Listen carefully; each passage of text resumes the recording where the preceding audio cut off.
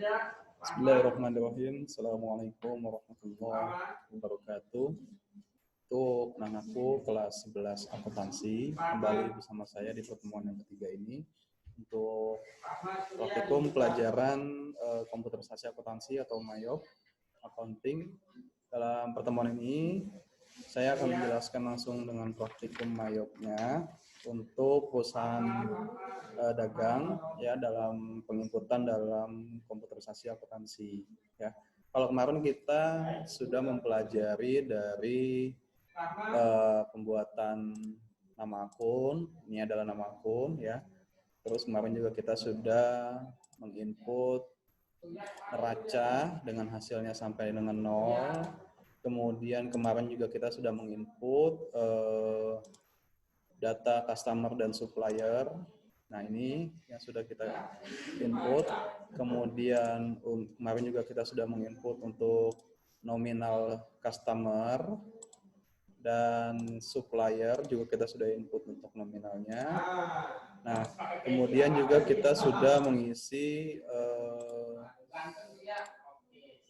kartu persediaan. Nah, ini kartu persediaannya sudah ada. Oke, langsung kita masuk ke transaksi jurnal atau bukti transaksi untuk perusahaan dagang ya. Nah, dalam perusahaan dagang ini ataupun jasa di komputerisasi akuntansi nanti metodenya hampir sama ya, dan mungkin lebih banyak di akuntansi dagang. Langsung saja kita ambil contoh. Di sini ada karyawan pembayaran gaji untuk bulan November.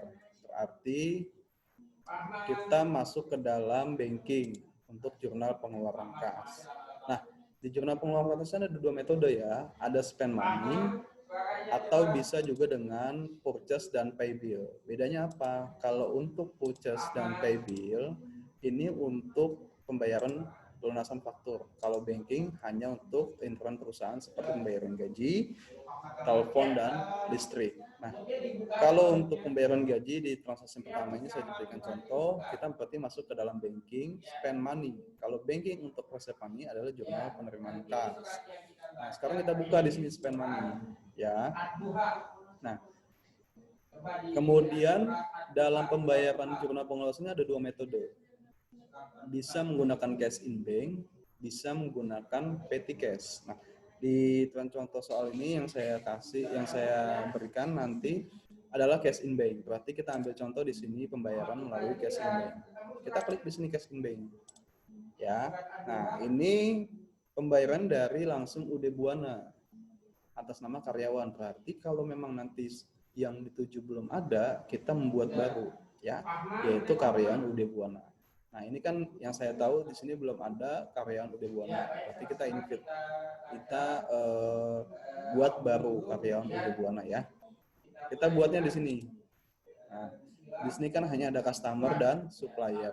Tapi di soal ini adalah untuk karyawan UD Buana. Berarti kita buat new di sini ya.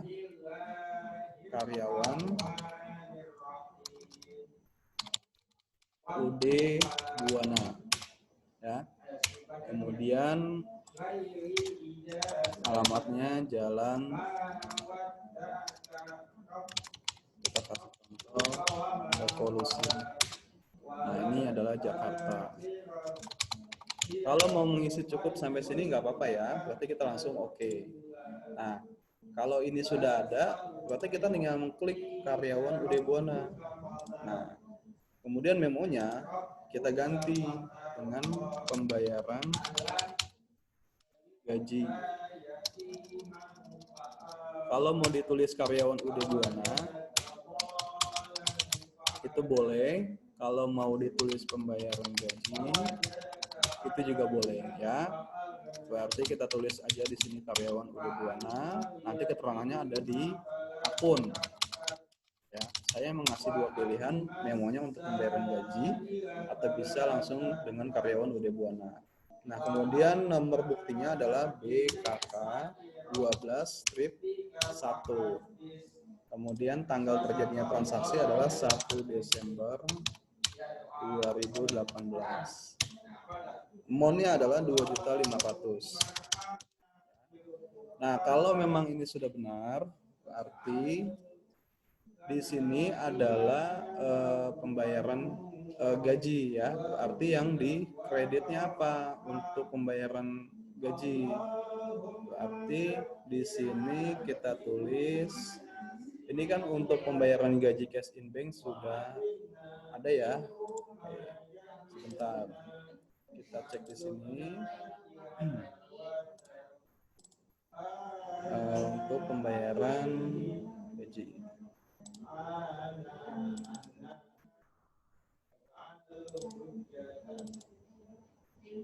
Kemudian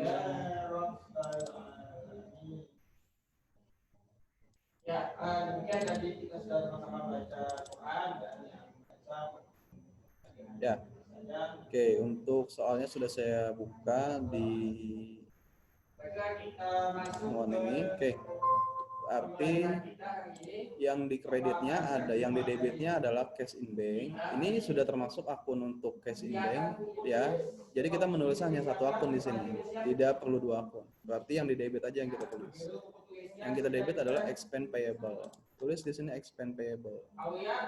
Kita cari expense payable karena ini pembayarannya ada di bulan November, berarti terjatuhnya utang ya. Nah, ini muncul dengan nominal sekian sama ya. Nah, kalau memang sudah yakin atau memang belum yakin, kita lihat dulu jurnal dengan menekan kontrol F ya. Nah, akunnya adalah cash in bank di kredit, expense payable, jadi utang biaya debit, kemudian cash in bank di kredit. Karena ini adalah pembayaran gaji. Nah, kalau sudah yakin dan sudah benar, kita record. Selesai. Cara melihatnya bagaimana? Kita melihat dari general itu untuk penyesuaian, di sini untuk pengeluaran, penerimaan, penjualan, pembelian, inventory, dan ini untuk seluruh transaksi. Nah, kita melihatnya adalah dari pengeluaran. Nah, ini kita ganti tanggalnya. 1 Desember ya, 2018. Ini kalau kita enter pasti akan keluar ya. Jadi sampai tanggal 31 Desember 2018. Nah, ini kan kita baru satu transaksi ya.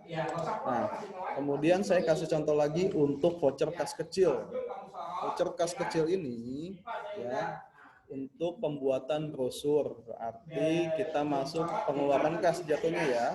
Nah, kalau tadi banking, spend money ada dua pilihan ya. Dengan cash in bank dan juga dengan kas kecil. Berarti kita menggunakan kas kecil sekarang. Petty cash ya.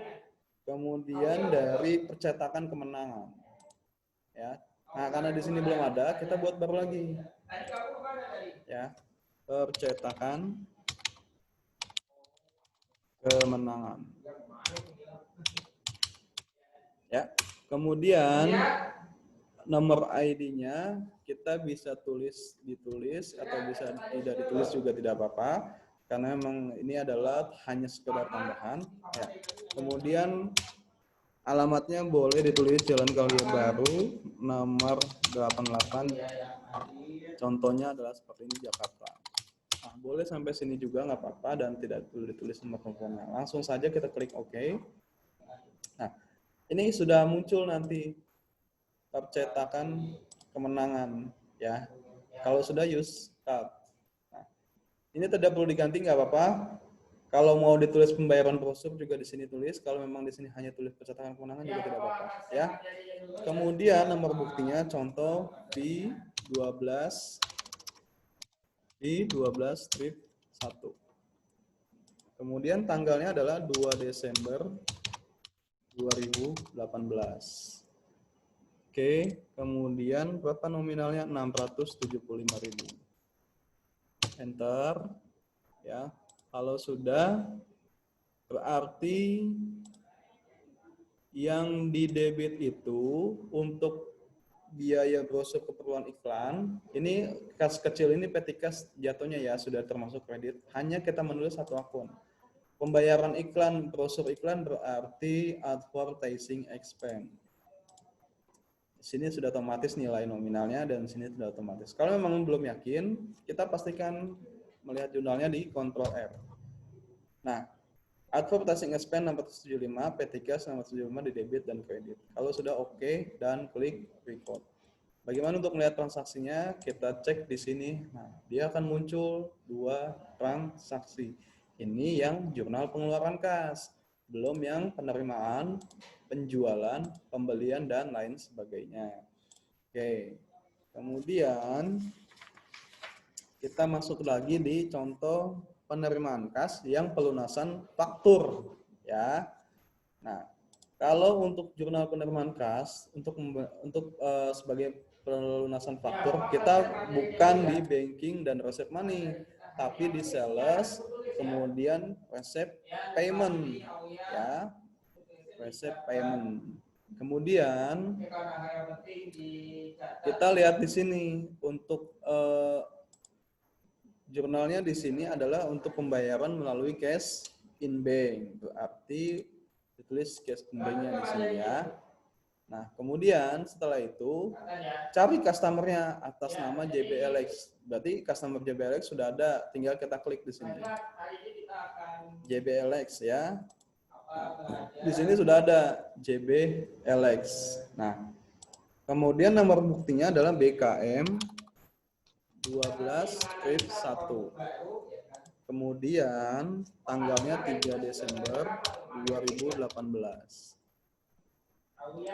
Berapa amount-nya yang dibayar adalah 34.100.000. Ya. Kemudian kalau ini sudah, nah ini pastikan on balance-nya sudah 0 ya. Bagaimana caranya? Kita klik di sini. Nah, ini kan 34.100.000 ya. Lalu kita klik enter. Nah, out balance-nya akan tertulis 0 ya. Pastikan ini 0 baru bisa di record. Sebelum di record, pastikan dulu kita lihat jurnalnya dengan melihat Ctrl R. Nah, cash in bank sama piutang dagang ya, 34.100. Nah, kemudian ini hanya perlu akun baru yang harus kita buat. Kalau memang terlalu muncul seperti ini, berarti ini harus diganti akun piutang dagang ya. Oke, caranya bagaimana untuk mengganti? Kita okein dulu. Record ya, klik record di sini. Nah, kalau sudah, kita lihat dulu di transaksinya penerimaan. Nah, ini yang mesti kita ganti adalah credit code-nya. Berarti caranya, oke, akun receivable ini, ya, kita ganti nomor akunnya jadi 02, ya. Kemudian credit debitur. Sebagai contoh ini sebagai transaksinya ya, credit debitur. Nah, kemudian yang di neracanya kita ganti ditulis 0 dulu, ya. Ini kita ganti 0. Ya, ini kan pasti minus ya. Nah, kalau ini sudah diganti, kita ganti yang credit debiturnya yang ini. Bentar ya.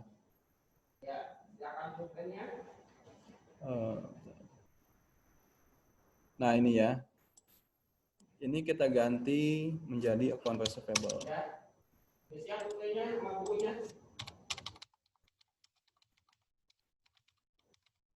Oke, kalau sudah, di neracanya juga kita ganti lagi. Nah, terus, nah ini ya, account receivable 85.800. Nah, di sini berubah menjadi 0, ya. Oke, kalau sudah klik OK. Nah, kita lihat di sini transaksinya, apakah masih credit creditor atau piutang dagang. Nah, sudah berubah kan menjadi account receivable 34.100. Oke. Kemudian untuk selanjutnya adalah voucher kas kecil lagi, arti untuk pembayaran rekening listrik dan telepon. Kita masuk ke banking dan pilih spend money. Nah, ini pembayaran melalui kas kecil, berarti di sini kita ganti petty cash. Ya. Kemudian ini kita cari ada nggak kantor PLN dan Telkom? Belum ada kan? Berarti kita buat ya. Kantor PLN dan Telkom ya. Kita nggak perlu tulis alamatnya, bisa langsung juga, berarti klik OK aja ya. Nah, Di sini udah ada pasti muncul untuk kantor PLN dan Telkom. Nah, pilih use card-nya.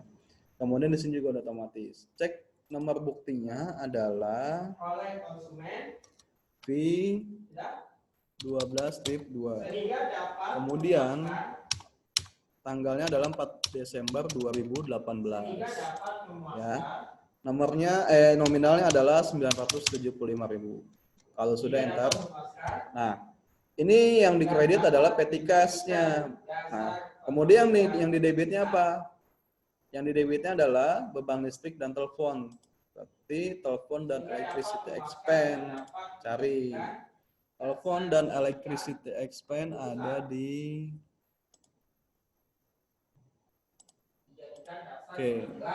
telepon dan electricity expense ya. Nah, ini kita lihat dulu di sini apakah sudah benar. Nah, beban telepon dan listrik 975.000 di debit, petty cash 975.000 di kredit.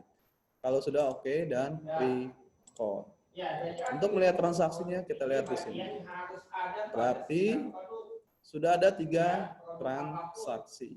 Oke, dari saya cukup 3 transaksi aja. Nanti di pertemuan selanjutnya saya akan teruskan sampai dengan selesai ya, sampai dengan menutup kita menyicil untuk pertemuan ini. Dari saya cukup, dan untuk selanjutnya nanti jika ingin bertanya silakan bisa melalui WhatsApp ya. Terima kasih untuk pertemuan ketiga di Mayop Accounting ini. Cukup sekian, terima kasih. Assalamualaikum warahmatullahi wabarakatuh.